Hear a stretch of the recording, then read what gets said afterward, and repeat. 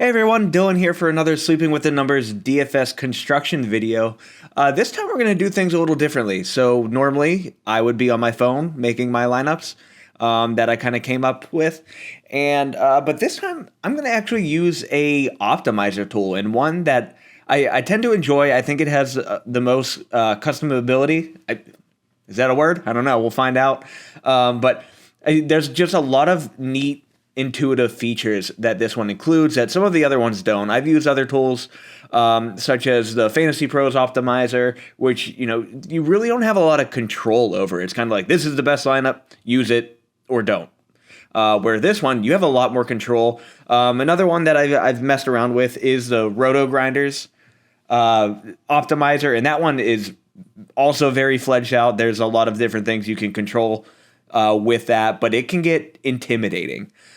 This one I think is very straightforward, and you can build fantastic lineups with it. My biggest win came off of using this optimizer. My $7,000 win last year came from using this optimizer, and I found that my results kind of have been better when I use an optimizer. Now, it's easy to build lineups, personally, I think, for more cash-based lineups. And the reason for that is because you're not thinking about things like ownership. But when you're playing these big tournaments, the big GPPs, the Millionaire Maker, you need to think about ownership. And that's something we've talked about during my reviews and during my construction, where you want to have players that other people don't, that are contingent that they're going to be scoring points, of course. But if you have players that other people don't, you're going to be passing up those guys anytime that player scores points. And so what an optimizer can do for you is this guy at DFSForecast, he has some metrics that he created on his own, such as value, projected points, stuff like that. But he also has his own projected ownership, which is really nice to use when you're trying to find low-owned players with a high upside. And that's what we're going to use this tool for. And I'm going to kind of show you how I use it. You can use it any way you want, but I'm going to go through my kind of settings that I use and my process when I'm kind of making these lineups. So he has the optimizer for both for DraftKings, FanDuel, and Yahoo. I play on DraftKings. That's what I'm going to be using here, but pick whatever you want. The first tab here, it's just a players tab. All it has is their name, their salary, position, their team, opponent, if they're home or away, the game's over-under, the spread, the implied points for their team, and then their projected fantasy points. Now, you can put in your own custom fantasy points if you have your own projections, or if you download them from somewhere else. You're able to upload them. You would download the player's template, fill it out, and then you upload it back, and they'll use your values. Completely up to you. That's what I really like about this. It is very customizable.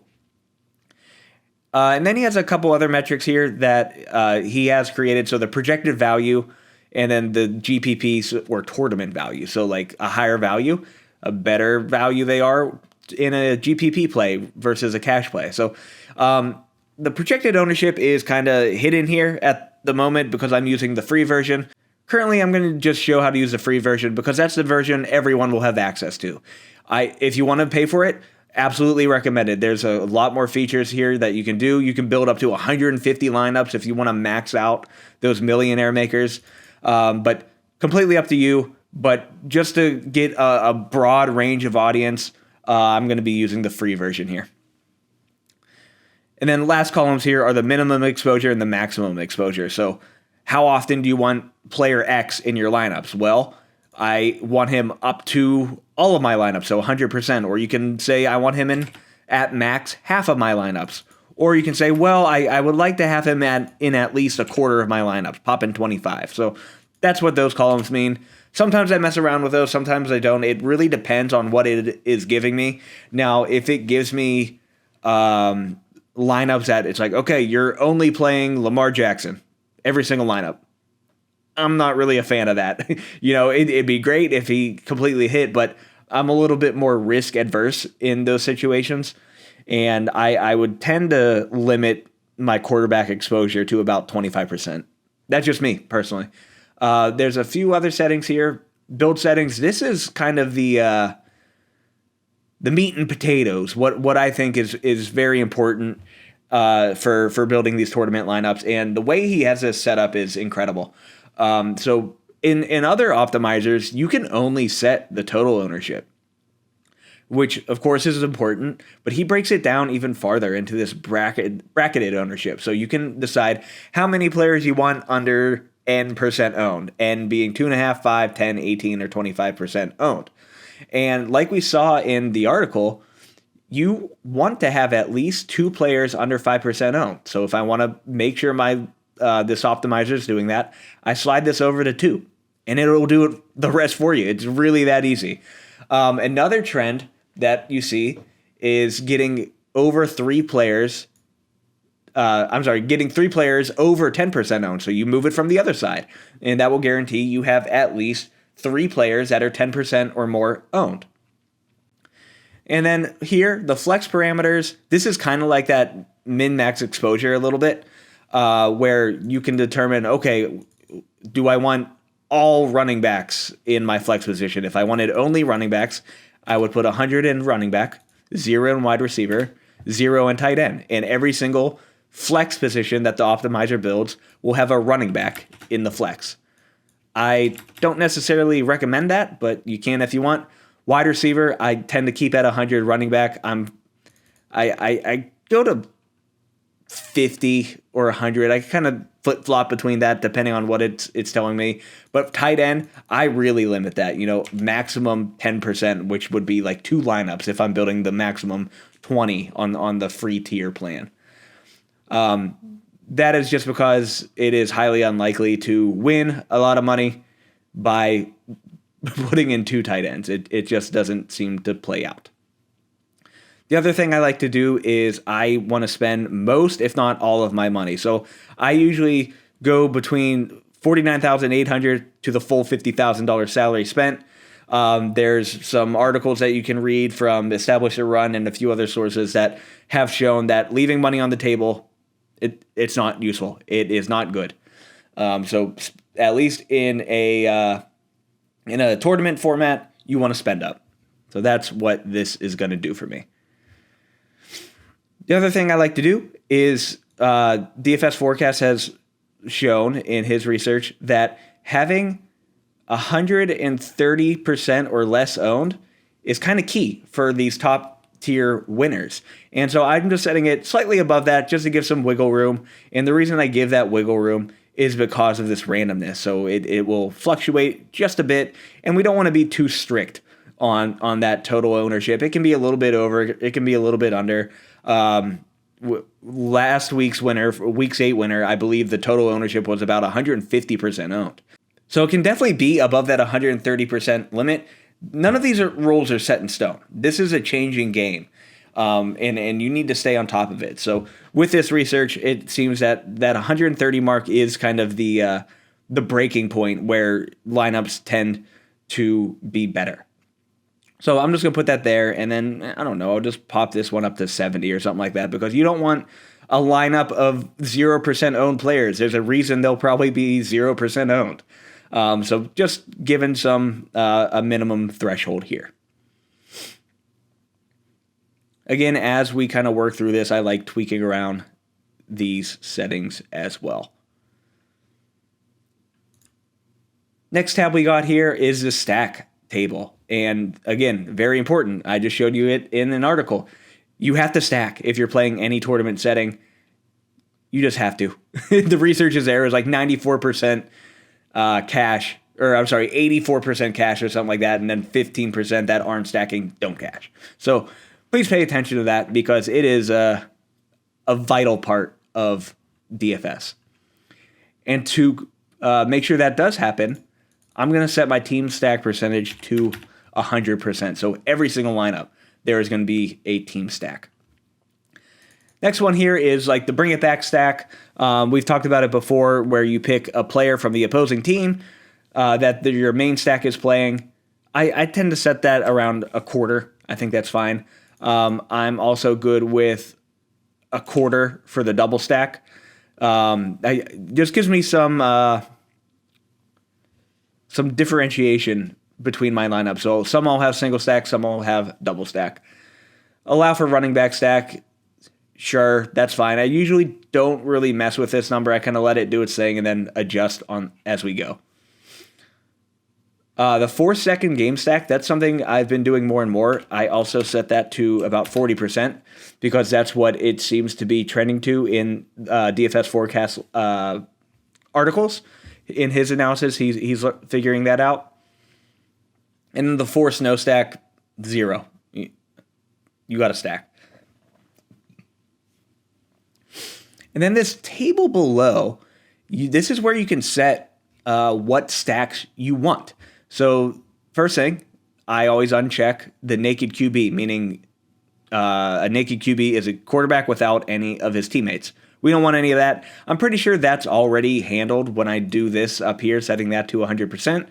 But if not, I uncheck the naked QB and I let that happen. The next thing I usually do is for stack players, I usually don't like having more than 2, so I like setting the maximum to 2 stacked players.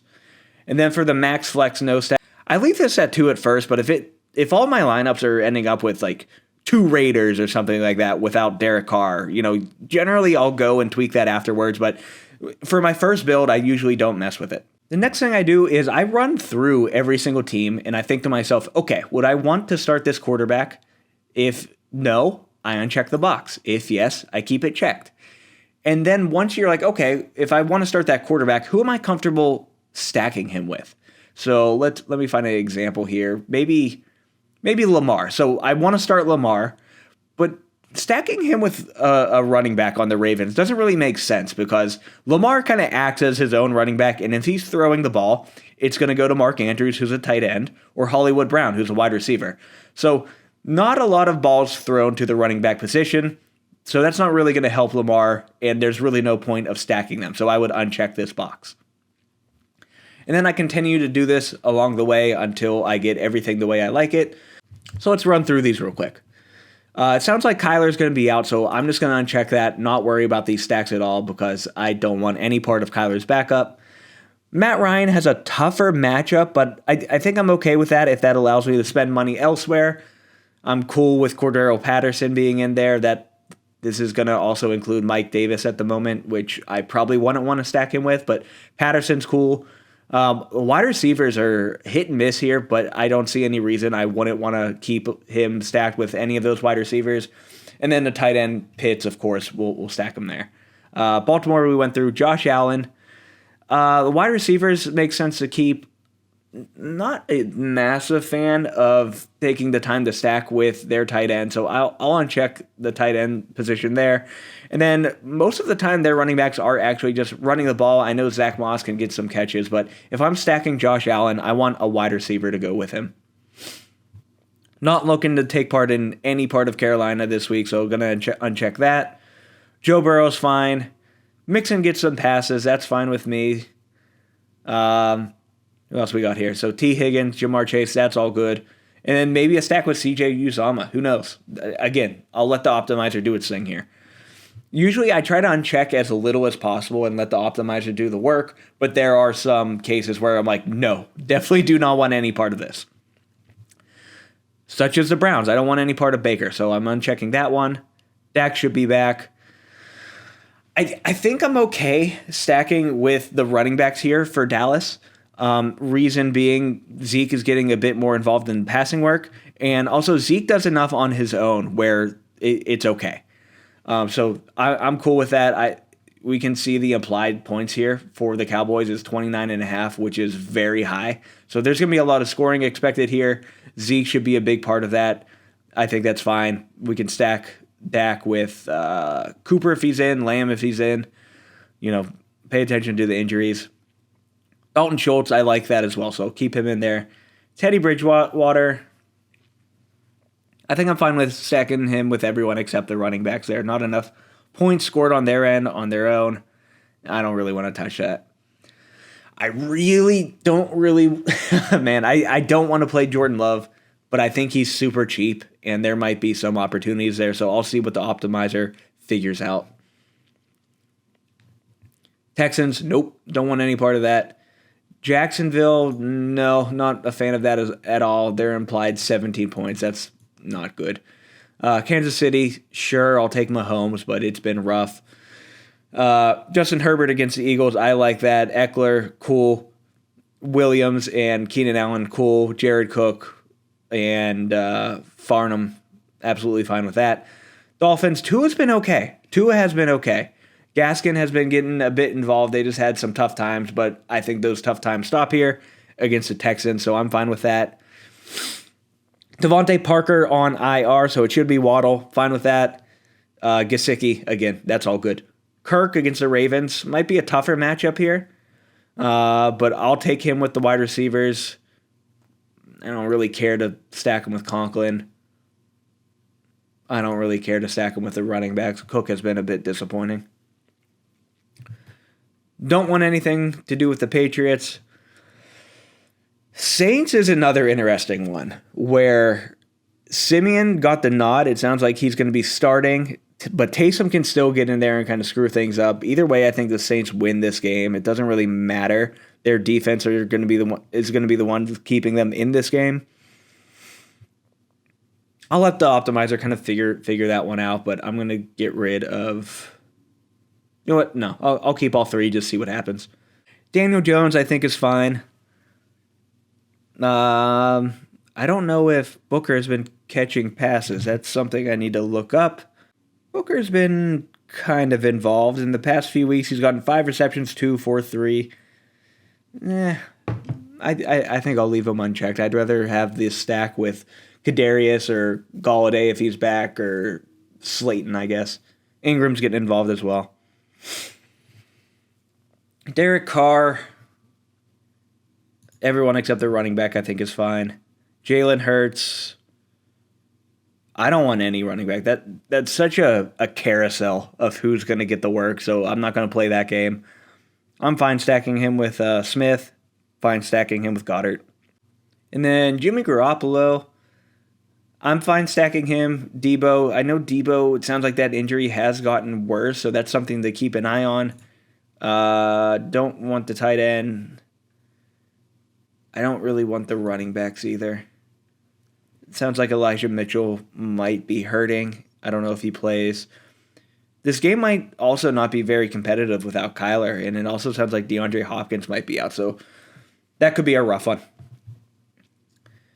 The other boxes here, you can game stack, so like we've talked about with the bring it back stack, you can decide if you want to bring it back with this checkbox as well, and you can also pick the positions. I'm fine with leaving that how it is for now. I think that's all good. And then the secondary game stack, where I usually tend to look for these are the more high-scoring games. So who would I be comfortable starting 2+ players with from a different matchup? So Arizona, San Francisco, not really without Kyler. I'm not looking for that. So I'll uncheck that one. Atlanta, Saints, there's fantasy options in that game. It might end up being lower scoring, but there are some fantasy options. I'll leave that for now. Baltimore, Minnesota, I think that's a good one. Bills, Jacksonville, Bills will score a lot, but I don't know if Jacksonville will, so I don't know if I really want anyone from Jacksonville except Dan Arnold. So I think I'll leave that checked for the moment. Carolina and New England, no. Cincinnati and Cleveland, I'm okay with that one. I think that game is going to be pretty competitive. Dallas Broncos, no. Green Bay, Kansas City, yeah, I think that's a fine one. Houston, Miami, no. Chargers, Eagles, I think that's also fine. And then I think the rest of these we got. New York, Oakland's an interesting one. I'll just leave that for now as well. Again, usually I like to let the optimizer kind of do its thing. So there's another tab here if you wanted to mess around with it. It's just constraints for every single team.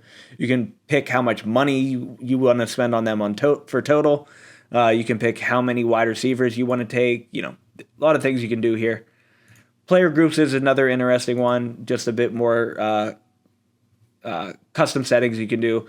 Where if you're like, okay, well, if I have player A also have player B and C, stuff like that. But let's let this thing run. Let's create, these are going to be the free lineups, so let's just create 3 of them. Let's do its thing. And there we go. So here are the optimized lineups that it is picking for us. So we got 2 out of 3 are going to involve Josh Allen. I think that's fine with me. Austin Eckler, like that. Myles Gaskin, I'm seeing him pop up quite a bit. He should get a decent amount of work, and they have a pretty easy matchup against Houston. Josh Allen's going to be stacked with Diggs. That's good. Jacoby Myers. Carolina's defense hasn't been great. I think that's fine. Jerry Jeudy is inexpensive. He came back from the injury, still kind of getting involved. He was a little bit sore, but hopefully he's fine this week. This is really just another cheap play. Mike Gesicki, talked about that before. I think he'll be a solid tight end this week. Easy matchup, and then Tua's been looking good, and they also lost Devontae Parker, so those targets got to go somewhere. However, this is super interesting. It went with the second tight end stack, which I only said up to 10% to do that. So that's where I don't like it. I am not a fan of that at all. So whenever I see that, I'm like, well, I don't like that. I'll come back in here into the build settings. I'll say, you know what? No, just don't even bother. Never put a tight end in my flex position. And we rerun it. And I'll do this a lot, probably over 100 times until I'm getting the lineups that I enjoy. Let's see what we got this time around. So 3 different quarterbacks, so that's cool. So some spread out exposure. We got Teddy stacked with Albert. Oh boy. Okwuegbunam. Replacement for Fant because Fant got COVID. Cool. Teddy's cheap. He's probably cheap as well. I'm not real sure how much he costs. Alvin Kamara. Sweet. I think that's cool. Nick Chubb. So 2 high-powered running backs here. CD Lamb. Keep an eye on his injury. See what happens there. DJ Moore. That's a tougher one. I said I really didn't want any part of the Carolina Panthers this week. I think they have a tough go. Switching it up at the quarterback position and also a difficult defense with the New England Patriots. So here's what I do. I'm like, okay, well, I don't want any Carolina Panthers. So I can come in here. I can go to the Panthers for total players, 0. I don't want any Panther in my lineup. Let's do a rebuild.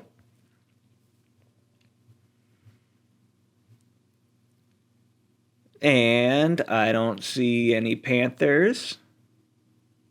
Yeah, not seeing any Panthers. So seems to have worked. But that's usually what I do. I'll go and I'll as I build lineups, I'm like, well, I don't really like that. Let me try something else. And another really neat thing you can do is there's this tab on the lineups, a little slider. Click that. It goes to analysis. Some of it's grayed out because this is the free option, but there is still a lot of good information here. You can see how many times you've used a certain player, break it down by position, number of lineups made. We made 3. All of them, 100%, are using the team stack. I don't have any double stacks here. 2/3 of them are using a game stack. At least, here's some other really interesting metrics here. So we're hitting at least 3 under 10% owned, at least 2 under 5% owned, and 2 out of our 3 lineups have 1 under 2.5% owned. If we want to guarantee that we have at least 1 under 2.5% owned every single time, easy enough. Come into the build settings, go to the bracketed ownership, and pop this up 1. This will now guarantee that you will have at least 1 player that is under 2.5% owned. Let's do another build.